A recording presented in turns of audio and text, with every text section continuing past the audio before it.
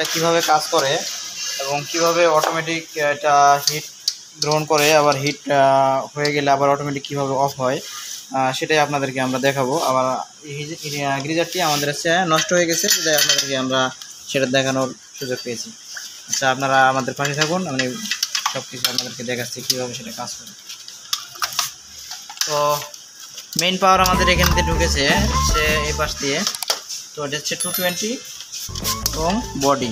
তো গ্রিজারে অবশ্যই বডি আছে কি না সেটা অবশ্যই খেয়াল করতে হবে, কারণ এটা একটু খুবই সেন্সিটিভ একটা জিনিস। বিভিন্ন বৈদ্যুতিক শক খাওয়ার চিন্তাভাবনা থাকতে পারে, এই জন্য বডিটি আমাদেরকে আগে সবচেয়ে আগে আছে কি না সেটা আগে দেখে নিতে হবে। তো দেখেন সেটা কীভাবে আমাদের কীভাবে কাজ করতেছে। তো সর্বপ্রথম আমাদের পাওয়ারটা এখানে থার্মোস্ট্যাটে আসছে, যেটা টেম্পারেচার হচ্ছে 93 ডিগ্রি সেলসিয়াস। তো এটা 93 ডিগ্রি সেলসিয়াসের উপর গেলে এটা হচ্ছে এন হয়ে যাবে। তো হচ্ছে থার্মোস্ট্যাট হচ্ছে এনসি টাইপ। তো এই থার্মোস্ট্যাটের এনসি হয়ে আমাদের এই থার্মোস্ট্যাটে আসছে। এই থার্মোস্ট্যাটের এনসি হয়ে আমাদের হচ্ছে এই কয়েলের পাওয়ারে গেছে। এই যে কয়েল পাওয়ার, এই যে কয়েল পাওয়ারে আসছে, এই কয়েল পাওয়ার। আর এটা হচ্ছে আমাদের নিউট্রাল। এই নিউট্রালটা হচ্ছে কমন, এটা এখানে লাগাই দিতে হবে।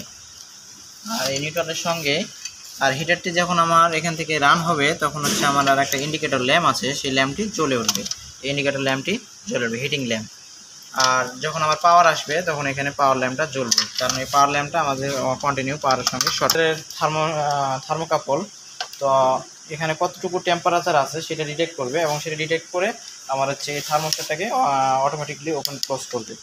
তো এখন হচ্ছে মেনলি হচ্ছে আমাদের থার্মোকাপল ডিটেক্ট করার পরেও কোনো একটা ত্রুটির কারণে হয়তো হিটারটি কেটে গিয়েছে। তো আমি এখন হিটারটি দেখাবো কীভাবে সেটা কীভাবে কাটলো এবং কী হয়েছে। এই যে আমাদের হিটারটি, তো বিভিন্ন জায়গায় দেখলাম হিটারের কয়েকটি জায়গায় ক্ষত হয়েছে এবং হিটারটি ড্যামেজ হয়ে গেছে। এই যে দেখেন।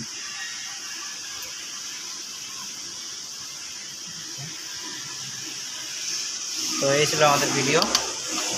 ভালো লাগলে অবশ্যই লাইক কমেন্ট করবেন, আর কোনো প্রশ্ন থাকলে অবশ্যই কমেন্টে জানাবেন।